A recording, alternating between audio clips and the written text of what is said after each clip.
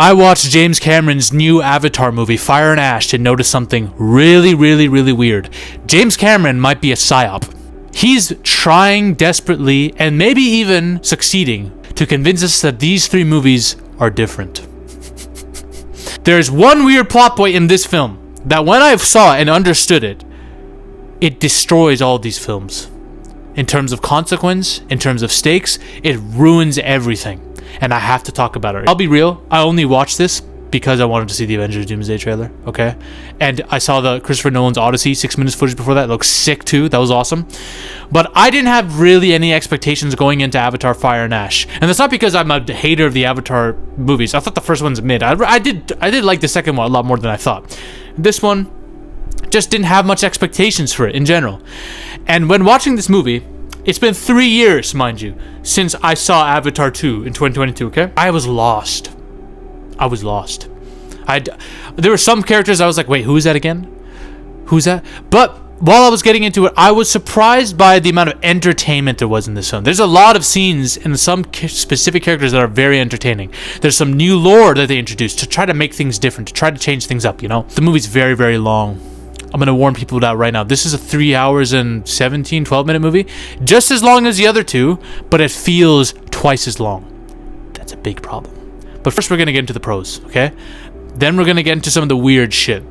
Sam Worthington and Zoe Saldana are legitimately great. Like, this is Sam Worthington's, like, character. This is the thing that he's going to be known for. And you know what? Rightfully so. He's great. He's actually great. People don't give him a lot of credit as an actor because of, like, he's been in some of those mid-blockbusters, you know, Clash of the Titans, all that. I love the Clash of the Titans and Wrath of the Titans movies, by the way. Big fan of Greek mythology, but still, he's great in this. Zoe Saldana is so good. This is such a good actress. She's so fucking hot, too, but she's such a good actress. They're both really good. And you know what's really great about this, too? You know how... Spoiler alert. In Avatar 2, their son dies. One of their children, they have so many children by now, but one of their children dies. And this movie really shows the ripple effects of that and how it affects these two the most, and their children as well. But it goes to some really dark places, to be honest. And I really admired that. I really appreciated that they didn't just forget that happened last movie.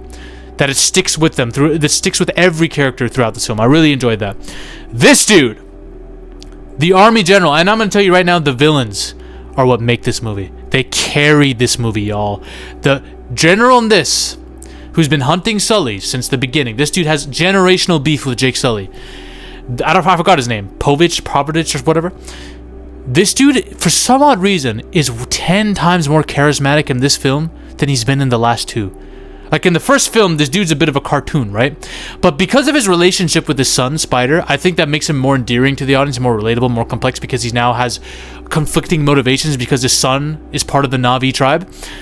But he also is just really funny.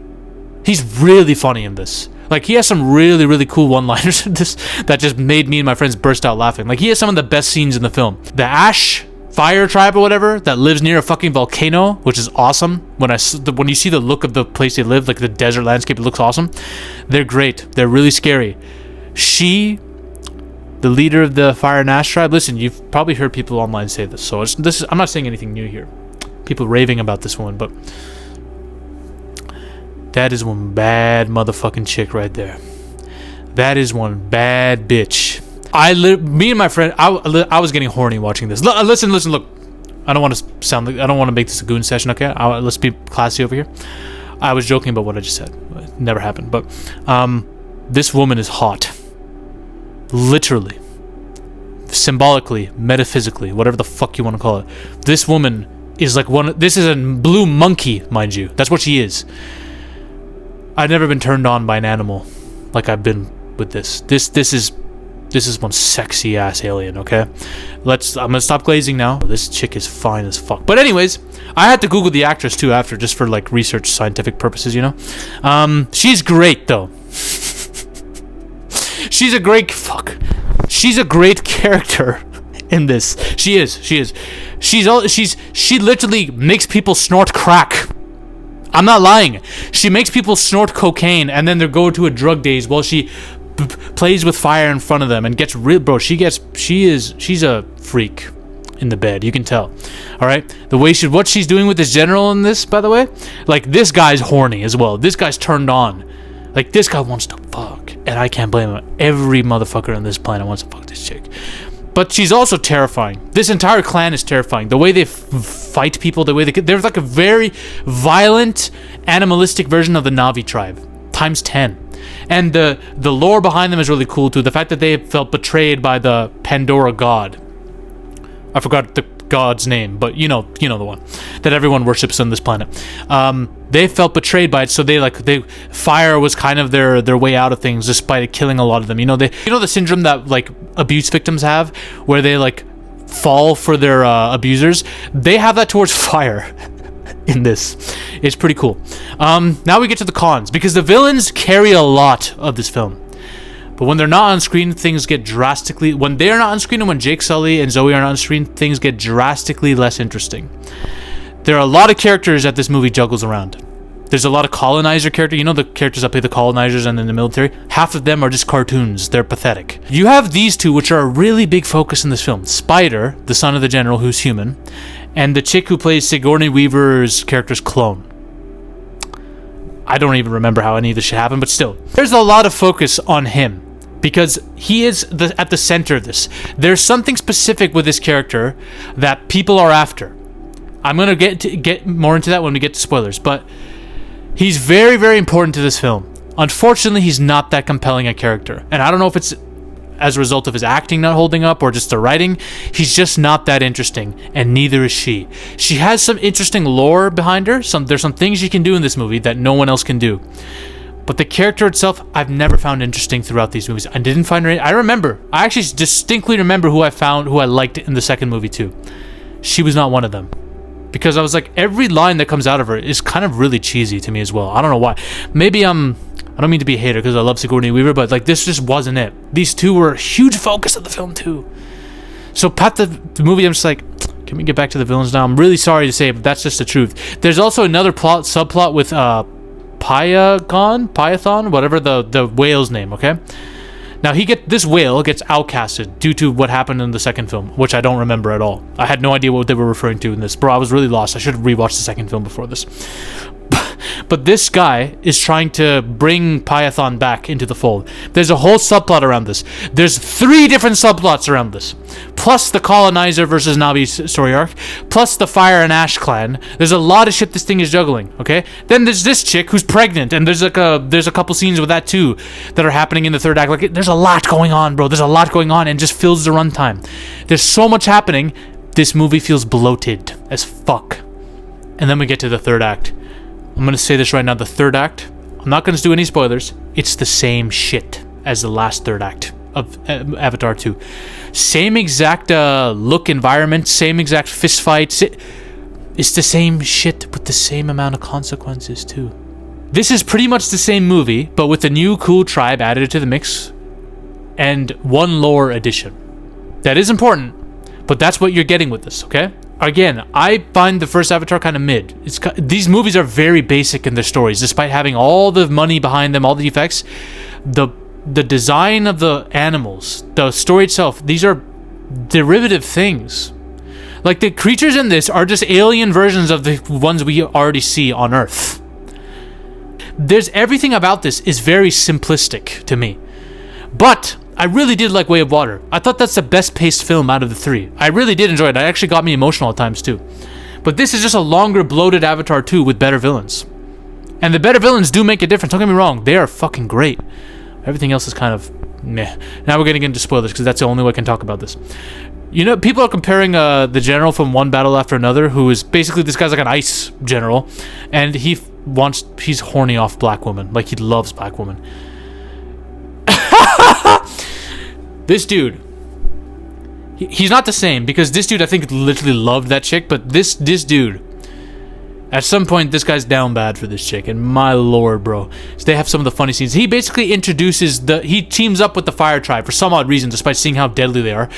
He teams up with them because they're great warriors. We need them to take on Jake and the Na'vi tribe. They give these idiots guns, okay? This chick starts using a flamethrower and gets horny off of it when she can see what these guns, these firearms can do. She literally takes the general to a tent right after shooting fire, and they bang. They smash. You don't see it, but they smash a lot in this film. She a freak, man. She a freak. She a bad one. Then you have the whole God storyline, where the god of Pandora, what is it called again, man? Nimue? I wish I could remember the name. But there's a huge plot line with this. This chick has a special ability to connect with the nature around her that only those who are chosen by the god of Pandora, the goddess of Pandora, can have. And again, this is the least interesting character in the movie for me, but still, she has this. Basically, this dude needs a mask to breathe on Pandora.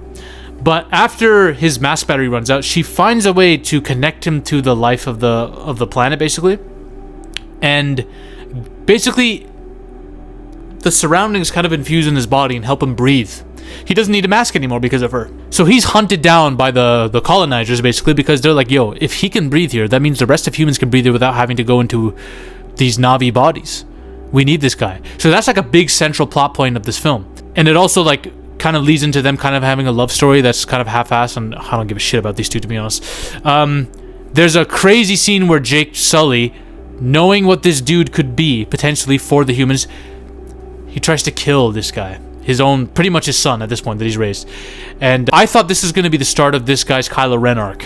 I thought he was going to go full villain mode, seeing Jake Sully try to kill him. But no, Jake Sully and him embrace and all this stuff, and that was fine, you know, because it really worked as an arc for Neytiri, Zoe Saldana's character, who hates this guy because she probably blames him for the death of her other son after what happened in the Avatar 2. But I was expecting him to become a villain, and I was kind of disappointed he didn't. But at some point, I'm just like, you know what? He's not interesting enough to be a cool villain like the other two, so I'm okay with it.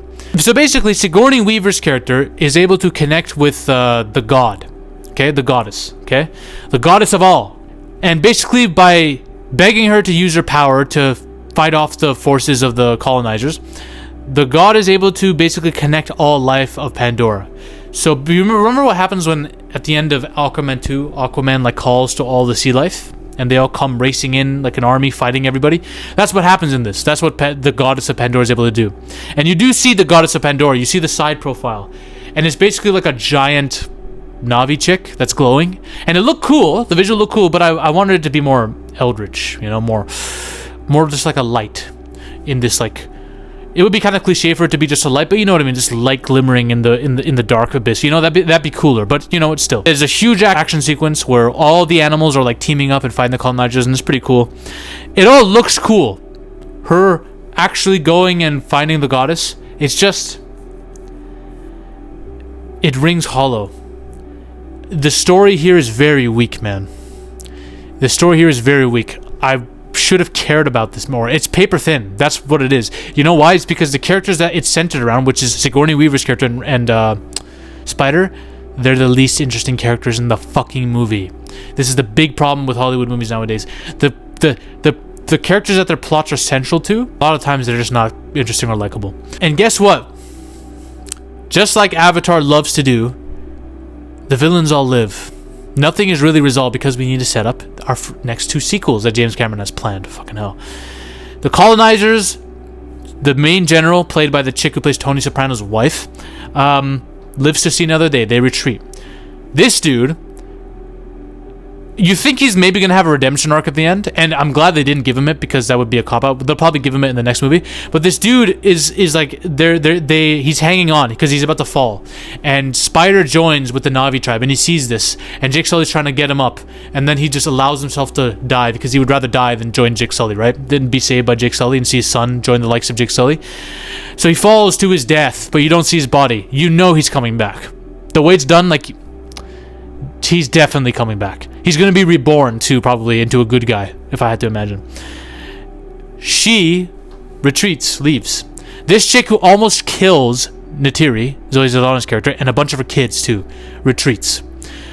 And Sigourney Weaver's character has a chance to kill her, and she doesn't. She just lets her live, I guess. All the characters, all the villains live. Most of the heroes live. Fuck all consequences happen. It's the same shit over and over again. The same kind of third act, y'all. It's the same thing. And this is the weirdest part of the whole movie, bro. This is when I realized this, I'm like, I don't like that at all. They basically take Spider to be initiated with the Na'vi tribe, to become one of them. He's not going to have like a Na'vi body, but he's going to be one of them, right? basically they go to this one of the aquatic trees that they can connect their hair tentacles to, right? And basically they have the ability, and I swear this is the first time I'm seeing this. Maybe it was referenced in the first Avatar movie, but they literally have the ability to meet dead people. They can meet everyone who's died in this film, in this ghost ancestral realm, and chill and talk with them. That's what Spider does. A human and all these living Na'vi can meet the dead ones and just chill and talk with them. Do you know what this does to the consequences of every single death that happens from now on? It neuters them down. It neuters the death down. Their son who died last movie, causing all these ripple effects, all the depression in this family. You're telling me that these people were suffering left and right, but they can also just do this? They can pretty much FaceTime the dead? I don't like the idea of introducing a plot point like this. You know why? Because it makes everything before it. All the shit that Jake Sully and Zoe Saldana are going through. Zoe Saldana's depressed in this, bro, after what happened to her son. But she could do this?